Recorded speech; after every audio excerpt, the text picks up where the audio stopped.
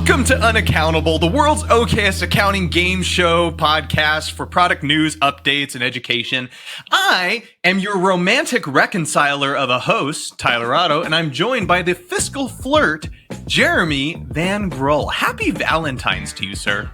T.O., will you be my Valentine? Oh, absolutely. No one else will. Well, you got me there. I'm not going to lie.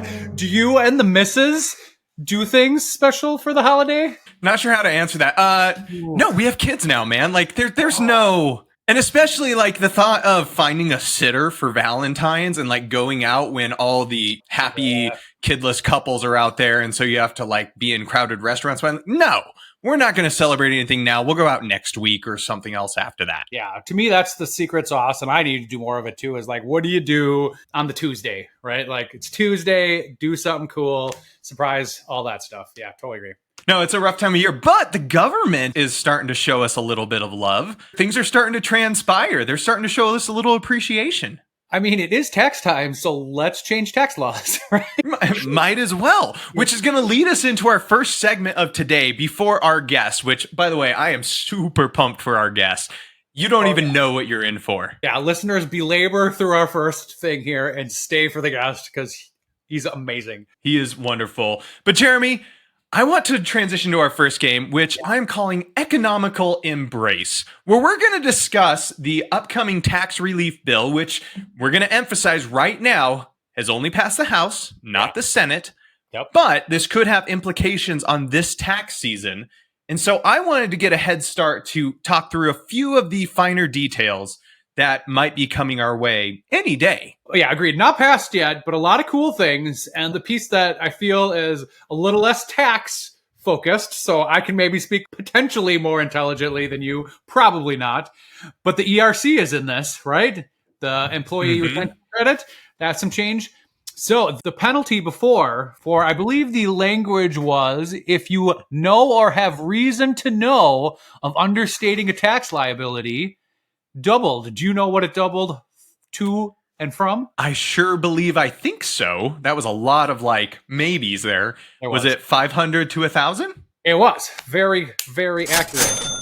And then, so like right there sucks, right? And that's for every time you could do it. But then also if you are the ERTC promoters, right? So these firms that came into the industry and trying to profit from this and potentially put out scamming. The mills, right?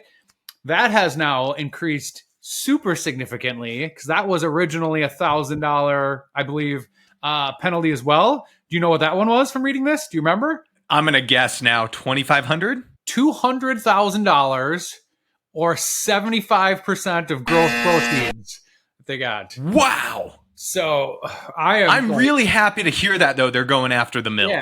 Oh, absolutely. I mean, like, if the people that would jump on this and not have the integrity, like, deserve every portion of that. Like, get that tax money back, take it back from these idiots. How many of these companies are being shut down and disbanded right now and putting up signs, nobody's home? Yeah, that's right. Come try to find me. Yeah, so cool. And also, I think we talked about before, cutoff was, if it passes, was January 31st. So if you haven't done it yet, you probably can't, because I think everything sounds like the Senate's going to pass this, but it hasn't passed yet. And we're recording this on the 7th right now, dear listener. This is going to drop on the 15th. So there is a possibility in that week that this has already come to fruition, hence why we're talking about it now. Now, obviously, there might be some substantial changes by the time this drops, but we want to get what's on the docket in front of you. Jeremy, I also don't know if you saw because it really impacts taxes. Yeah. But if the bill passes as is, it would extend bonus depreciation at what percent until 2026? I believe it's 100%, right? Coming out of COVID. Yeah. Yes, which it really blows my mind that they're talking about this right now while we are in the throes of tax season and helping our clients plan the strategy, how much depreciation we're going to take. And they're throwing this big thing out there that like, oh, depreciation amounts might change. This just hurts. Oh, yeah. I don't feel for people that would do taxes and tax guidance because it'd be like, based on the current situation, here's what you should do, but it might change to this. So, yeah. Oh, tough spot. And given, the beefiness of this and just the interview we have coming up, I want to blast for you on a couple other items. Did you see that they're proposing to change the amount of what we have to file 1099 NEC for from 600 to what? To 1,000, right? So that's been fees for a while, right? Yeah, and they're talking about it increasing every year as well to adjust for inflation, which is super cool. And I'm not even going to bring up the other one in question format. I'm just going to hit it. They're also talking about the refundable child tax credits going up as well from $1,600 to $1,800 to $2,000. Now, here is the one thing I want to call out in this bill is they say after 2025, when it's at $2,000, it would adjust for inflation every year, rounding down to the nearest $100. So if they don't deem that inflation every year after that is 5%, there is no increase. Okay. Because they're rounding down, and this is all for nothing. There actually is no adjustment. It can increase 4% every year. Inflation could be 4% every year for the next 6 years. There would be a $0 increase because it never was a 5% increase. And I do not consider myself an expert economist, but inflation is typically averaging, like, isn't it 3.5%, 4%? 3.5%, 4%. So, yeah, we could 3 years from now be at 12% increase, but because it was 4% a year, we would never see a tax credit increase for having kids. And I'm sorry, but those tax credits do not cover the cost of raising kids. Oh, no. The classic U.S. tax law. Ooh, you almost had it. Oh, it's almost there. Now, the one thing I will call out, the IRS has given guidance that it's telling tax preparers to not wait for this bill to file tax returns. Just file them and we'll figure it out later. That's easy for you to say when your client's beating down your door and says, well, let's hold off. Or, this depreciation thing, I want to make sure before we push submit. And watch, they're going to pass this on April 10th. They're just going to kick it down the line. And then on April 11th, all our clients are going to want to adjust before the deadline. Sounds like a timeshare salesman. Like, just take it. Everything will work out. We'll fix it later. Yeah. Do you want to hear like other obscure things in this? Did you read the whole thing? If you happen to be a citizen of the nation of Taiwan, you're going to want to read this. There's some withholding tax treatments, stuff like that. Also, maybe more seriously, like if you had wildfire damage, there is also some tax provisions in there as well. Well, Jeremy, we're now at the fun part of the show where we get to invite in our guest this week. And I first met our guest, Duane, at a hotel finance technology conference, and this guy scared my shoes off. Like, he might be the most terrifying person I've ever heard of in my life. He haunts my nightmares because he opened up a whole new world of what I didn't know what was possible out there. So Duane Laflotte is the president of Pulsar Security. He's going to correct me if I'm wrong, but Pulsar Security, they're outsourced security firm that, man, I don't know what you guys don't do. Duane, I would love to turn it over to you just to introduce yourself. Welcome to the show, Duane Laflotte. Yeah, thank you so much. And I'm super glad to be here, honestly. President, I'd love to take president. I'm just the CTO. So I just do the tech stuff. Can I interrupt there? I've stalked you a little bit and I saw a CTO and I'm like, CTO of a security focused company. I'm like, I feel like that's almost more important than the president role for that. But thank you. I don't want to be degraded by being called the president. I mean, honestly. That's right. So I've meaningless figurehead. Right? Yeah, exactly. You need the tech, the bits. So I've been doing this for about 24 years now as a cybersecurity expert, working with embassies, banks, military, and our sole focus in our organization is to break into companies. That's what we do.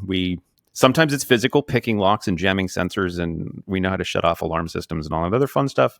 Wow. Super simple ways I can walk you guys through. And then a lot of it is really just breaking in through firewalls, email phishing, getting people to click on things they shouldn't, dropping USBs in parking lots, and all the fun stuff we talked about in that session. So I'm super glad to be here and talk to you guys about this stuff. And if I recall, like, one anecdote I would just love to bring up is, like, you were once contracted to break into a government facility and were able to get into their protected files through Roomba. You can't bring that up on a no, I'm only kidding. Yeah, no, absolutely. It was interesting. We were surveilling a facility and we couldn't get close to the facility. We were 500 meters off, guards and gates and such. And we would notice at night, we would see a wireless signal like show up for 15 minutes and then go away, and then show up for 15 minutes and go away. And we're like, what the hell is this thing?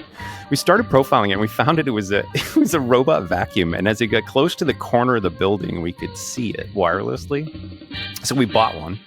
We tore it apart, found a way to exploit it, and then that next night when it came near that corner, we knew we had 15 minutes to break into it, have it like take our code, and then walk it through the building. So This sounds like a Mission Impossible thing. Like Tom Cruise dropping down the ceiling with a Roomba. right? Love it. You know, it's funny because you go through all these conversations with your team, like, okay, how do we get it in that corner longer? Maybe we can spray water out front and everybody's boots will be muddy. And then when they walk in, the vacuum will hang out in the corner longer. So I'm not going to lie, like in another life or like if this doesn't work out for me, like I didn't know this was a career you could have in life. And like I want to close up shop and come work for you just for these type of war games. Like this sounds like a dream scenario had I known this was an option back in school. I mean, who knew breaking and entering was it's a lucrative career? But for the I think we knew it was lucrative, but we didn't know it was legal at the same time. That's true. Not just a misdemeanor. Yeah. You go watch Sneakers, the movie. I'm just saying that was the early inspiration back in the 80s. Well, we're going to put you through a couple old references as well as we run you through fast figures today. Now, if you haven't listened to our show, you are like most people in the planet that have saved their ears. But we're going to run you through 10 questions that border the accounting and tech industry. And honestly, I'm going to take it as a failure of the person that wrote the questions if you don't do well, because this is your territory, not ours. But we're going to run you through that. Duane, do you feel prepared for the gauntlet that is fast figures? Always prepared. Ready. Can't wait.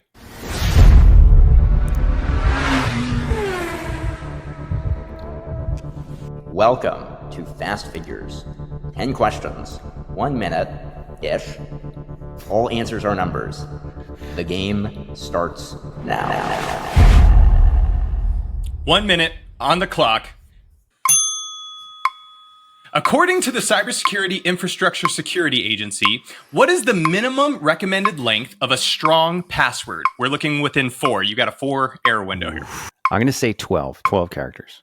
According to ID Watchdog, an Equifax company, within 15%, what percent of data breaches are caused by insider threats? 1,000. No, I'm only kidding. It's probably, I'd say it's more realistically around 80%. In the classic workplace film Office Space, how many bosses does Peter have? Oh my gosh. 4. According to IBM's 2022 data security report, how long does it take for a business to identify a data breach? Within 2 months accurate. 2 months. While Moore's law loosely states that a computing power doubles every 2 years, Roger Moore enforced the law while playing the most iconic spy of all time with what numbered codename? 007. True or false, and this is not a number, we just had to break format. An iPhone charging cable I found in the parking lot yesterday can be used to hack my computer. True. In 1983 classic War Games, when the AI named Whopper takes over, what is the most severe DEFCON level they get to? DEFCON 1. How many hours of programming experience does a person need in order to kick off ransomware? 0. Which effing key do I use on the keyboard to get some help? F1. How many types of phishing are there? I'm going to say 9. There we go. All right. Duane, how you feeling after going through that? That was stressful. I was Right? saying, oof. You think you're ready, but you're not.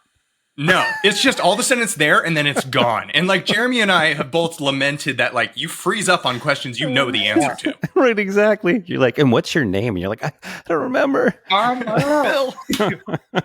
All right, let's run through it here. Duane, according to the Cybersecurity Infrastructure Security Agency, what is the minimum recommended length of a strong password? You said 12. We were looking for within 4. Yes, it is 16. You were just on that outer limit, but it feels like that number is ever moving, and we might even get into this in Moore's law. But I mean, what should our average accountant be looking for here in a good password? Yeah, and that's a good question. I mean, we love numbers, right? So we have a crack cluster in the office here, a bunch of video cards, like 80, 40, 90 video cards. And basically, it can guess passwords. We can guess 3 billion passwords a second. So, Wow. with that, you can imagine if it's a 5-character password, we can crack it in less than a second. All the way up to 8 and 10 characters, we can crack within a day. As it gets further out, much harder to crack. So that's where 12 is kind of the bare minimum, but 16 with a non-nation state cracking rig like ours, it would be impossible for us to crack it. So I'd say anywhere between 12 and 16 is fantastic. The longer, the better. There's this big misnomer about complexity being better. Length is better than complexity. Size matters. Size does my matter, wife, right? yeah, like She doesn't want it to be complex either. Just I should have asked what our audience is. Sorry, kids. Yeah. Our audience is dwindling. That is the answer. Dwindling. Right. Yeah. No, so far it's just been mine and Jeremy's mom, but we're getting a lot more moms day by day. So it's good. Hi, Mom. Question 2. According to ID Watchdog, an Equifax company, within 15%, what percent of data breaches are caused by insider threats? You said 80%. I'm sorry, it was 60. But this is also subjective by depending on who they're monitoring, right? So I'm going to defer to the wisdom of the guy that does this for a living.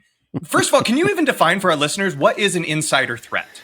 Yeah, absolutely. So an insider threat is anybody who has prior knowledge to the systems that are implemented at your organization. And this is why some of the statistics are a little bit lower on the internet than they should be. Because let's say we work for a small to medium business and we fire somebody. That person on the outside is not considered an insider threat anymore, even though they may know all the passwords you don't rotate and all of the places that you keep your data. So when they, now with a vendetta, come in and decide to unleash ransomware, a lot of those statistics become lost. So anybody who has prior knowledge to your systems, processes, how you do backups, the people even that work there because of working with you as an organization is considered an insider threat. So my employee who clicked on a link for 2-for-1 hot dogs at the local Wiener Schnitzel, that's an insider threat failure? That's a watering hole attack. Those are fun. Yeah. So needless to say, there's a playbook for that. But needless to say, they're an insider threat, but there are levels of insider threat. There's malicious insider threats where, you work for Boeing and you're trying to steal airplane, blueprints and sell them off to another nation. But then there's insider threats where it's like they just didn't know what they shouldn't click on. I think it's like when you trade the quarterback, you got to change the playbook, right? You can't 100% on the same plays. Yeah, exactly. Yeah. And it's far too often. And you get rid of somebody maybe under, certain circumstances that they're angry with the organization. And you go, it's business as usual. Let's just keep all of our passwords and systems the way they are. That's even more terrifying, though, for what we do, because some of the times the client didn't give us our own credentials. We're using their credentials, no matter how much we put it in our contracts. We don't want your credentials. Right. But the clients don't want to change them because they only had one dog as a childhood and they can't rename it to another one. Right, exactly. Yeah. Fair enough. Next question. In the classic workplace film, Office Space, how many bosses did Peter have? You said this 4. One I should know. I'm sorry, Bob. He had 8. Oh, killing 8 different bosses, Bob. Yes. That's right. I knew it was a lot, and I froze. Man, it's that fast figures. I got to watch the show again. Yeah. We'll get you back next year, Duane, and you can try and redeem yourself. Yeah. Thank you, sir. Make this an annual one. Really, we should have you in right around Valentine's every year. Just Done. how to lock down your heart. Absolutely. Absolutely, I'll be here. All right. Next question. According to IBM's 2022 data security report, how long does it take a business to identify a data breach? You said 2 months. It's actually 9 months. I was going to say 1 year, right? Yeah. So it's interesting. It depends on the circles you play in. If you were at the embassy, military, usually bank level, a lot of them are really quick. If you start to see, even Microsoft got breached just recently, and it took them from November 2nd to December 15th to identify the fact that they had been breached and what the damages were.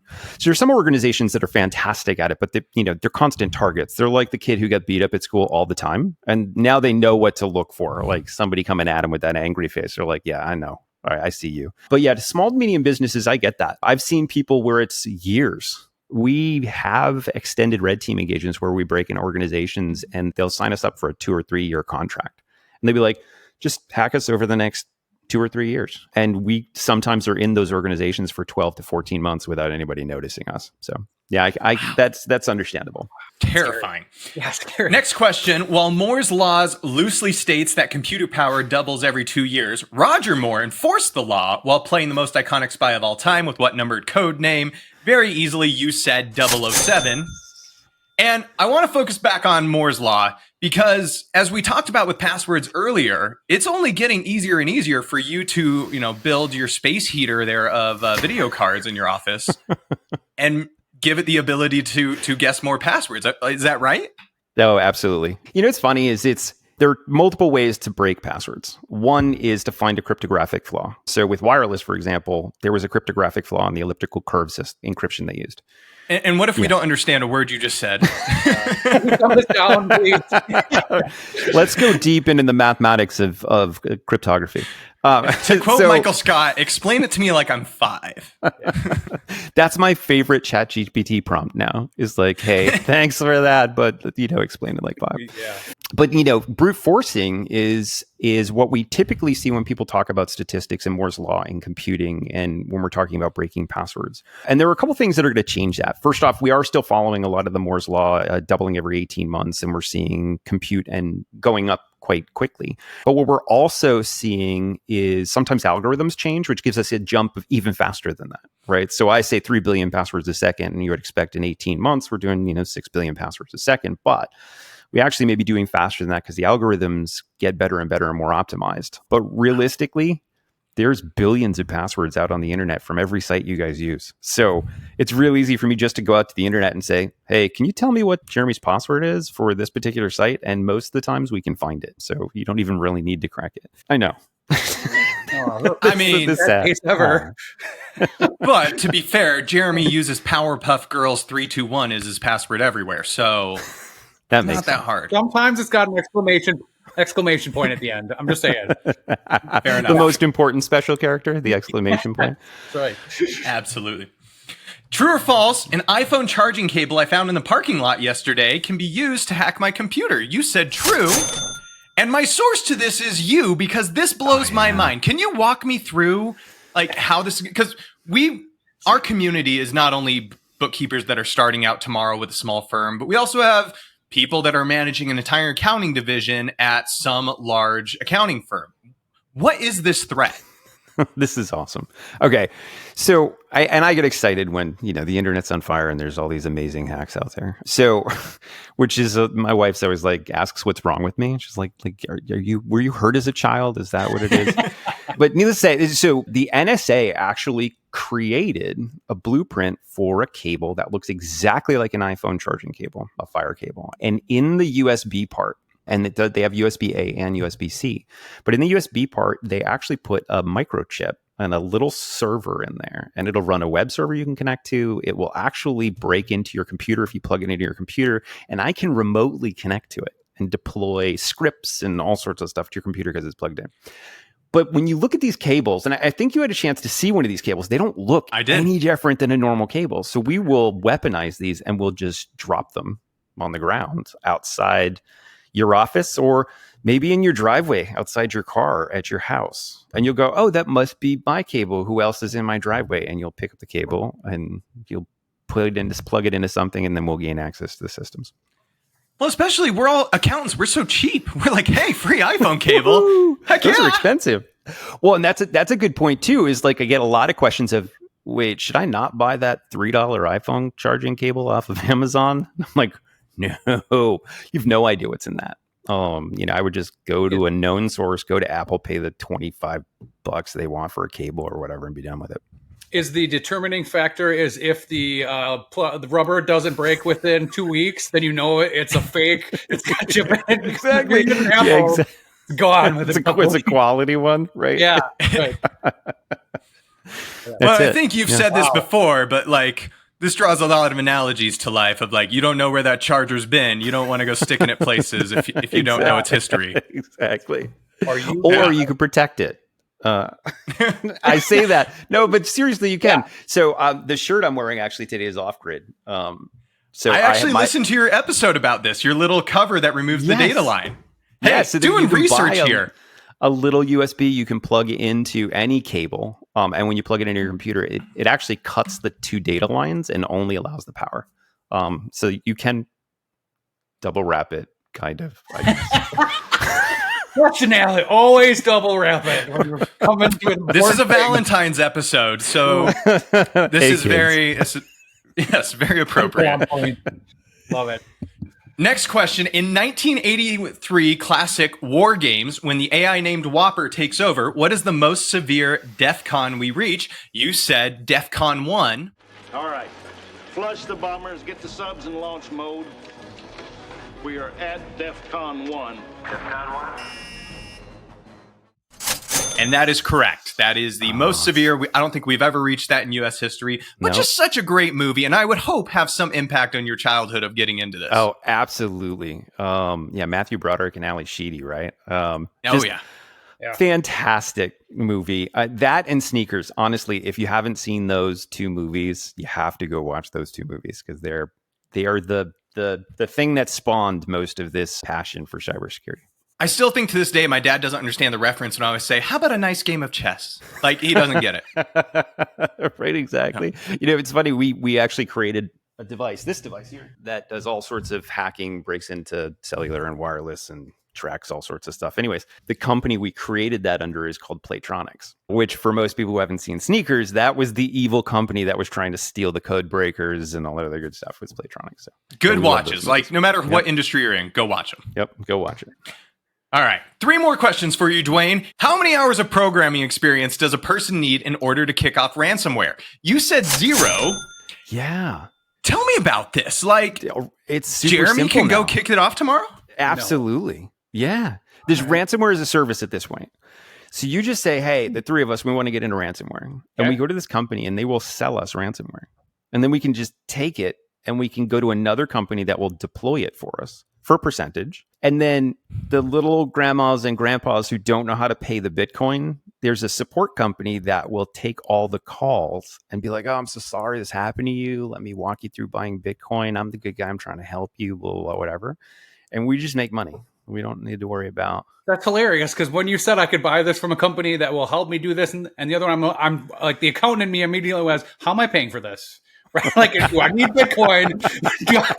How does this work? Is there a track record? Do they give me a receipt? They do. Yeah. And you know, what's funny is you could even, if it's not working out well, you can call up and they have a whole support company. They'll be like, oh, I understand why it's not propagating well. Let's fix this up. And they'll hand it back to you and keep it. It's beautiful. Yeah. And scary. Yeah. But it just points out like you don't need, really, someone just needs to figure out that small bookkeeping firms is their new niche of targets. And we're all hosed. Oh, yeah. Absolutely. Yeah. And it's interesting because we're seeing more recently within the last probably 12 to 15 months, we're seeing ransomware actually shifting over to hospitality. So hotels have already started to be massive targets. We're starting to see it now. There's just the beginning of that wave of, hey, let's hit the hospitality organizations. Not only does it get us interesting information we can leak to nation states, like who's staying at what hotels where, but it also gives me the ability to then ransomware them and maybe make money from, Marriott or whoever. So, note to listener, specialty bookkeepers, niches in hotels. Thanks for that. Yeah. Next question. Which effing key do I use on the keyboard to get some help? You said F1. Correct. Thank you, sir. I just loved it because in Excel competitions, a lot of them, the reward for the winner is a golden spray painted keyboard with the F1 key missing. Oh my God, that's awesome. Meaning they don't need help. I love it. Wow. Last question. How many types of phishing are there? You said 9, and to be honest, I don't know the right answer. I just wanted to defer to you because I even want to understand what all whaling, spearing, what is all of this? Fly fishing? Are we talking? Smishing? No, smishing, vishing, fishing, spear fishing, whaling. That's 5. I know there's like 4 more I'm missing. Vishing is voice phishing. If you have people who do a podcast all the time, it's easy to get their voice, hours and hours and hours of content, run it through an AI, and it will actually get your voices to say anything. pretty accurately, actually. You then call into somebody who works for you and say, hey, I need you to do whatever. And it picks up tone and all sorts of really good things. So it's very, very convincing. But then smishing, we've all seen that, where it's like we all have a UPS package apparently that hasn't been delivered, and they're hoping that you click on the link that they texted to you. So yeah, there's all sorts of types of phishing, capital PH, where they're trying to get you to do something you shouldn't probably do.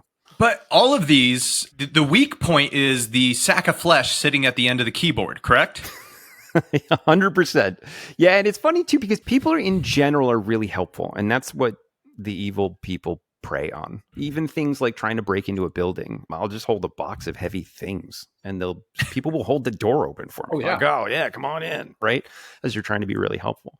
Same type of thing in phishing. What they do is they up the sense of urgency. This is something that needs to happen within a couple of seconds. They don't want you thinking about it. And then they prey on your being a really nice person. Oh my God, I screwed up, and I really need you to help me here. Normal humans are like, oh yeah, okay, I'll help you out. What do you need? Right? It's definitely the humans that are getting manipulated. And it's funny because it's all fancy now, right? It's all technology, and it's phishing, and it's all this other good stuff.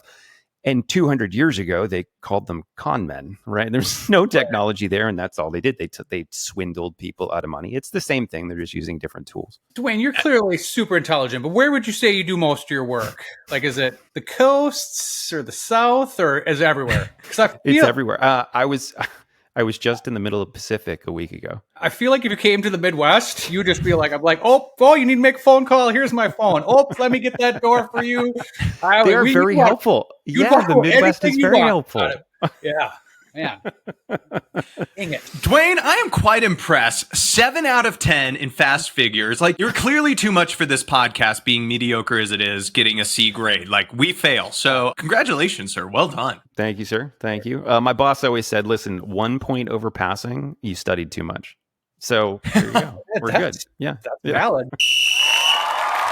Well, with that sound, it is now halftime, and it's the part of the episode where we head over to the benches and get a little snack. And we're going to take a bite today out of one of Duane's recommendations, Firewalla, which, Duane, would you like to introduce what this is and why we should know about it? Yeah, absolutely. So I get asked this a lot. Like, hey, if I travel, if I'm in a hotel, what do I use?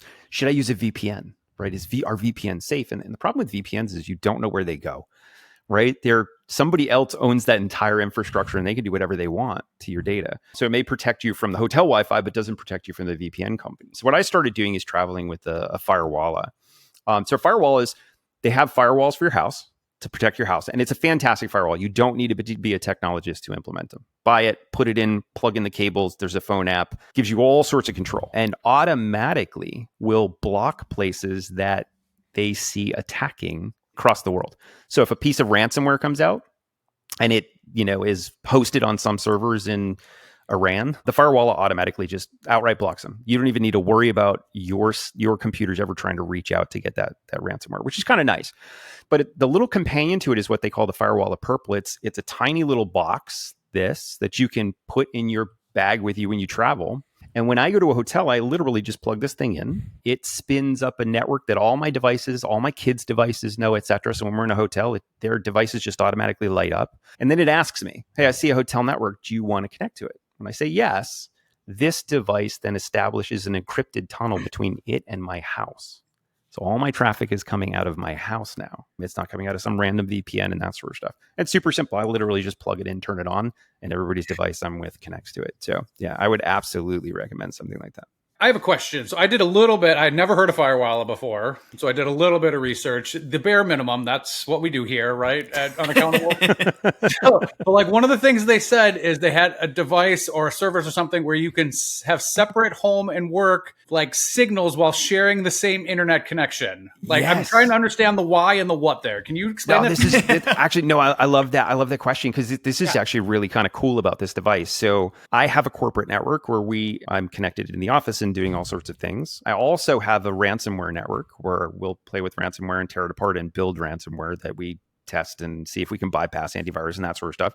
And then I have like the rest of the family network. Well, I don't want those 3 networks combined because that would be catastrophic. So what you can do with this device is you can actually isolate those networks. I can say, my work network, only my laptop is allowed and it only connects to the office. And my ransomware network, nothing can talk to other than the stations that are on that net. And then my home network only gets access to the internet, but can't talk to any other devices on the network.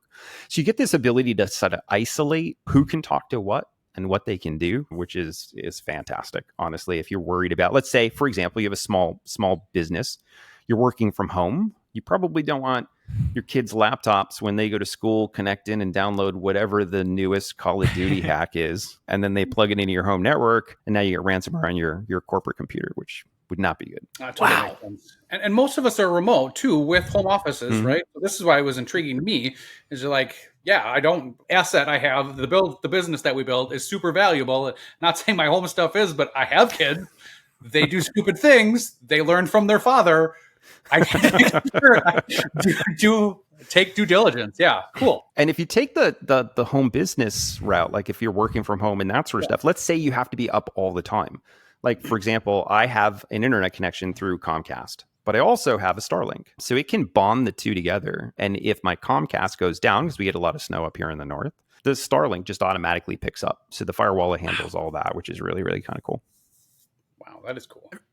What I like the most about this, and I think the listeners should hear, is like, this is very complex stuff, but it's a solution that's easy to implement for us. You don't have to understand everything Duane's talking about to buy it, plug it in, open the app, and connect it to your network and just sleep easy. Yeah, and honestly, for the price, corporate firewalls that do the same thing are usually in the thousands of dollars, and these are a couple $100, right? So relatively cheap and easy to put in place. Super cool. Yeah, thank you for telling us that. Because again, never heard of this one, and for the price and the protection level, that's amazing.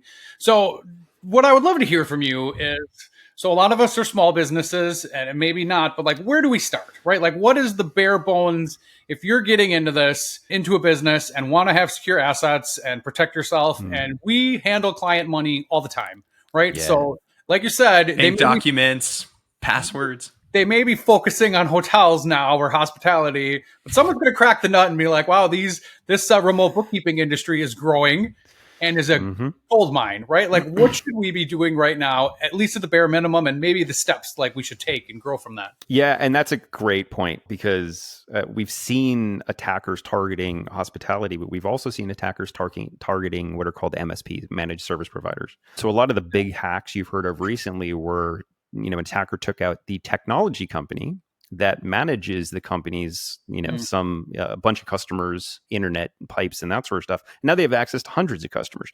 So you guys are a perfect target. From my perspective, I would want to hack into you guys and then be like, hey, look at all this money I can do whatever I want with, which is kind of nice. So, starting from the basics, honestly, a lot of it is really basic blocking and tackling of cybersecurity. And these are the basics I usually give, small to medium businesses. First off, password management. You should never be inventing a password. You should use a password manager. Absolutely, like kind of bare bones, bare minimum. So I use 1Password. There's a lot of great password managers out there. So I would absolutely use a password manager, 100%. And internally we use Bitwarden. Bitwarden's another really good one if you're going to keep passwords between teams and that sort of stuff. But either way, use a password manager. Can I ask if there's any we should avoid?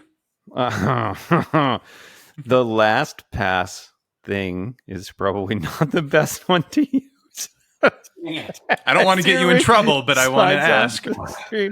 Honestly, listen, they blundered pretty bad with the way that they were handling metadata that was non-encrypted inside of the vault, which then gave the ability to start pulling more information out. So if they were doing, this is my personal opinion, if they were doing proper code audits and reviews, this would have come out during their reviews saying, hey, you're not storing this data in a secure way, and then it would have been fixed. So my guess is they're not. That's just a guess. But the other thing is multi-factor authentication. If you can turn on MFA, turn it on. I don't care where it is. According to Microsoft and Google, it mitigates about 99% of all phishing attacks is if you turn on MFA. It's impossible for somebody, from Russia or North Korea to log into your account if they have to get a password. Well, Not impossible. Actually, there's a couple ways to bypass it, but it makes it. I had a moment of like relief there for a second, and then you just jammed back home. Exactly. I like Build you to up, raise cut you you up, down. and then exactly. So multi-factor authentication is huge. Password managers are huge, and then really just thinking about the data you're holding. You are in a lot of regulatory sense required to do certain things with it. Make sure that only the people who need to access it can access it. Make sure that that data, if it's sensitive information, gets encrypted in some way. Because if it's just openly available, you can now be held liable for allowing that data, that sensitive data, to be open. We've had customers in the past where we'll go to a public share and we see a list of everybody's social security numbers and bank information and that sort of stuff. We're like, it's up here. And they're like, oh, it's on our internal network. Who's going to see it? Like, yeah, but the problem is you're going to be legally responsible if that data makes it out because you didn't take any steps to protecting it. I will say this every time I talk to someone, shared passwords are bad. Don't share passwords. Don't do it, kids. Like friends, don't let friends know their password. Like, honestly. But we kept it in a Google sheet where only our team can access, man. Like, dear God, we love that. Honestly, to the point where when we break into a company, one of the first things we do is we have this PowerShell script we run called Find Interesting Files. And all it does is look for spreadsheets and Word docs that have passwords in it. That's all it does. Like, that's our go-to first move. Yeah, don't do that. That's how often do you find something there? It has to be like 100%. Yeah, like there's not one. There's not a company yet that we have gone against where it's like, oh, no, they're clean. Nobody wrote a password down. No, everybody has them. Everybody used to have that little notebook next to their computer. That's almost better now, right? It's funny you say that. My father-in-law, he has this little notebook, and he looks at me. He goes, "Oh, I know what you do. I'm sorry. I write them down. I probably shouldn't." I'm like, "No, that's actually fantastic. Somebody has to break in your house to get that. Like, if you keep it on your computer, assume it's on the internet." Yeah. It's like everything is a circle of life, right? Like, don't write them down. Now, like, write them down, right? Don't please write them. Exactly. But those would be my three top suggestions is, password manager, 2FA, don't share passwords at all. And four, keep in mind the data you house, you have to put some sort of security thought around how you're handling it, how you're destroying it, how you're keeping customers' data separate or isolated, tenanted, as they call it. So there's a couple different things from a security sense that are just the basics, and then we could go from there, of course, as to how you access it with special keys and key fobs and that sort of stuff. But you don't need to go that far. Most of the time, hackers are looking for the easy target. I don't know, that sounds silly, but they usually are. So you don't have to, like Jeremy, you don't have to run faster than Tyler. That's all you have to do is just run faster than him, and he'll get hacked, and you won't. So you just need a little higher bar, not a lot. I feel like that's probably the other way around, but we'll go with that. Listen, you guys know about security. That's why we're having this conversation. Right. So it's all the other firms who probably need to listen to this. No, I mean, that was the hope having you on here. And now that we have you on file coming back every Valentine's, the hope is to keep just letting them know of like all these threats out there, because most of them don't know until it's too late. I interviewed someone in the fall who they got their QuickBooks password. They didn't have 2FA turned on. That person was able to log in, go create new employees on the client's accounts, and then run payroll to those new employees that were some offshore bank account. And then they close the bank account the moment it's gone. 2FA would have solved all that. Yeah, absolutely. And I have a question for both of you. Hit me. 2 questions. Apple or Android? Yeah, I'm an Apple. Can't find it. Here it is. Apple. Okay. So to both Apple, you win that. If we were doing fast figures, good job.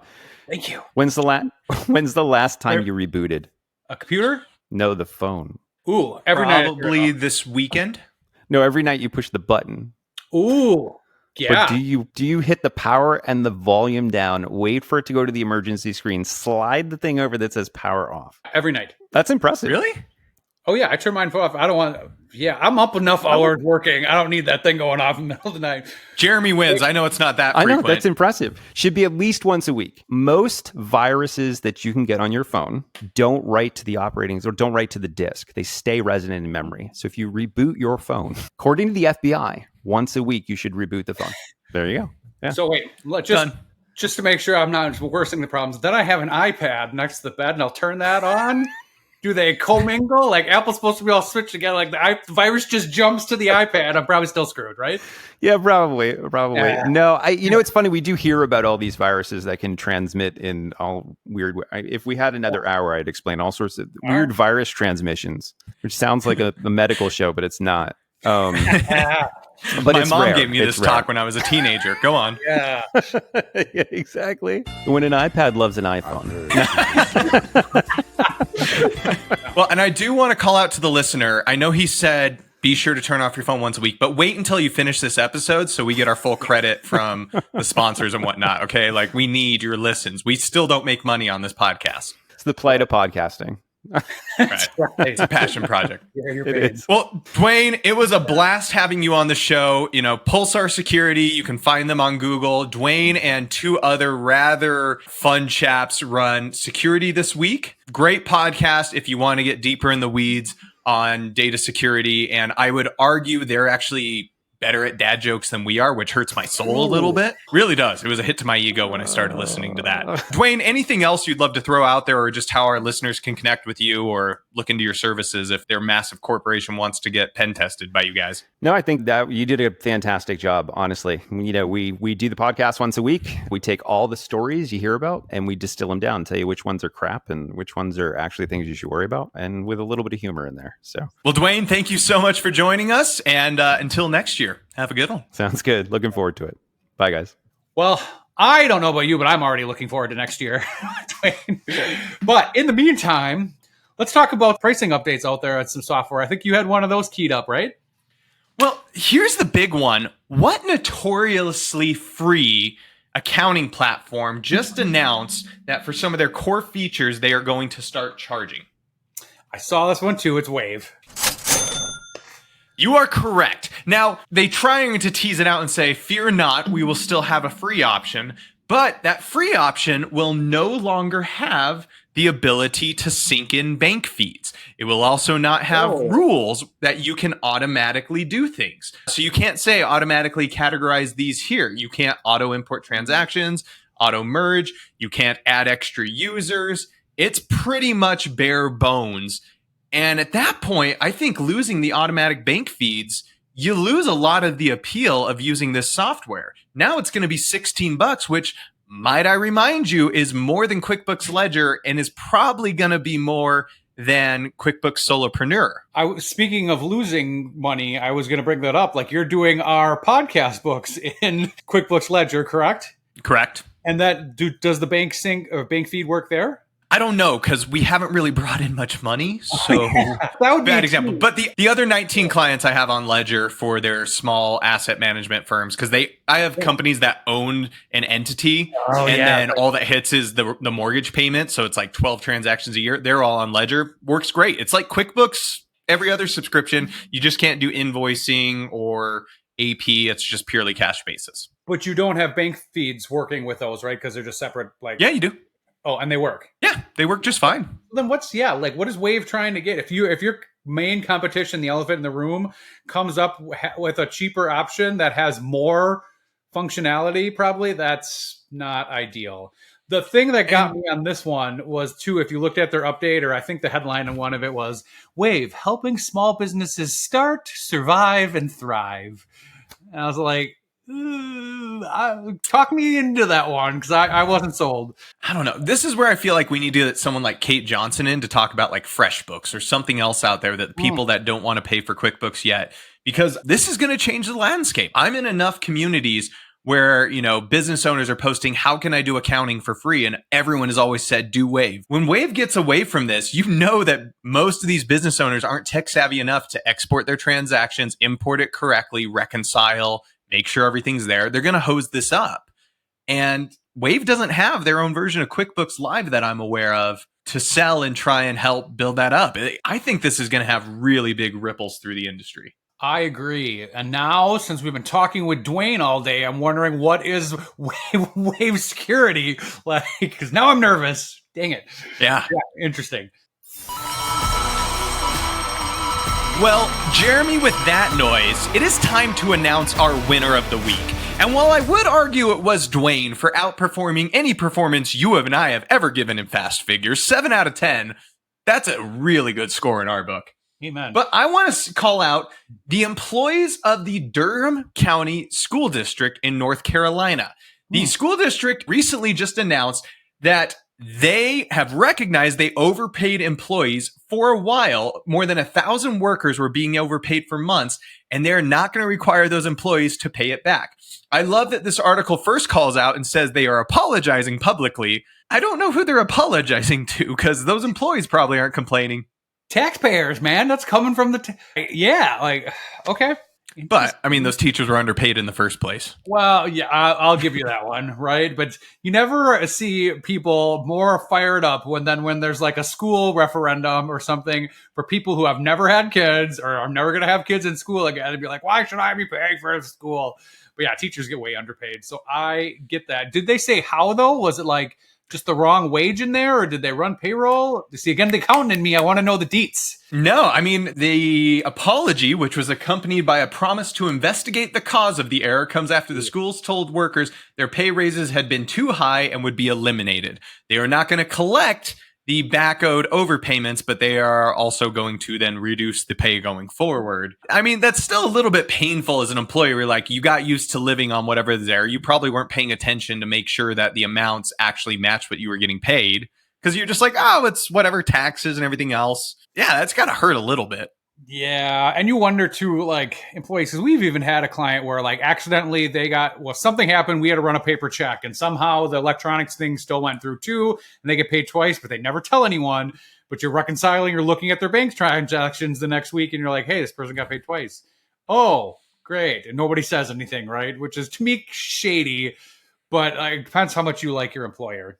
So to me too, just thinking through this, somebody had a digit wrong in their spreadsheet, right? Like apply 3% per the budget, 2.5. There's a digit wrong or a decimal in the wrong spot. Somebody dragged it down. Spreadsheet error. Yeah, some sort of data entry problem. Like, that's almost always what it goes back to. Yeah, they're not on work day. Meanwhile, our loser of the week, we're going to say, really, it's all the clients of Florida Man. Yes, a Florida man was just arrested, 50-year-old Jose Cos, who runs Cos Bookkeeping and Accounting, and he has been arrested for malicious misuse of clients' personal information, illicitly filing tax documents, and unlawfully funneling their funds into his controlled bank accounts. For an industry that is so highly touted on our ethics, first of all, no one's required to get the CPA and adhere to any ethics, or at least certify they have them, to kick up an outsourced accounting services firm. For CPA, all you need that for is audit. Yeah. But what's amazing to me is this guy has a history of financial crime. In fact, he has served for embezzlement before. He pleaded guilty in 2012. This is not his first time having a run-in with the law. Gets out of jail, runs up a bookkeeping business, and starts filing false tax returns under his client's name and funneling the funds. One question is like, I've had this before, like early in my tenure starting bookkeeping, engaging with a client, and within an hour of meeting me, this guy gave me access to all of his bank accounts, right? Right. And I was like, oh, he's my client. This is going to be awesome. And then I sat back and thought about it. I'm like, what kind of idiot just hands me all this bank information? And then like that one didn't work out, right? Like learned out that wasn't a great person to work with. Can't imagine why. But then question for this is, what do we think our clients should be asking to their service provider to know you're getting a trustworthy one? There's some leap of faith there. I don't know. There really is. I mean, my contract states that we will never have the ability to issue payments on your behalf. We will never have the ability to run your payroll. Like I'm going to set you up in Gusto. You're the admin, and we never want the ability to push payroll. You always have to push it. And when it comes to your bank accounts, you will get us read-only access. You will be the one connecting the bank feeds. Because like, I don't ever want to put us in that position. I want to grow my massive evil empire to have so many employees. But once we get to that size, I can't know every single one of my employees' everyday movements. We're already at 14, and it feels like too much. You got to have those controls, and just client, you need to maintain control of how your money moves and goes. But even this one's harder because he's filing tax returns and just telling them, yes, sign it, and they do. Yeah. Oh, yeah. There's no way you expect a client to review the tax filing and be like, oh, yeah, this is accurate, or what's this, right? Oh, yeah, that's rough. I mean, we do some payroll and things, but I try to take that same stance. Like, we don't want to be able to touch your money, and you don't want us to be able to touch your money, even though I have faith in our staff. But wow. Yeah. Last thing before we close out of this episode, we have one new 5-star review on Apple Podcasts from Nokomis.75. So silly and fun, but also informative. I have never listened to more than 3 in a row of the same podcast show before, but I started this one and have binged all of 2023. I'm almost caught up. I laugh and have fun playing along with the games. Thanks to both Tyler and Jeremy for keeping accounting and bookkeeping things entertaining. Like, higher praise we could not receive, right? Awesome. Thank you. It's almost like we're doing something good here. Yeah. Well, Jeremy, next week we are back to just the two of us. No more guests for a while. But until then, good luck closing out the year. I think we're about to get to that point. Clients are going to have their financials. We're done. Yeah, just about done. I might have to like pull out the ventriloquist dummy or something just so we got a third person in here. It's been really awesome. Well, until next time, sir, you have a good one. You as well.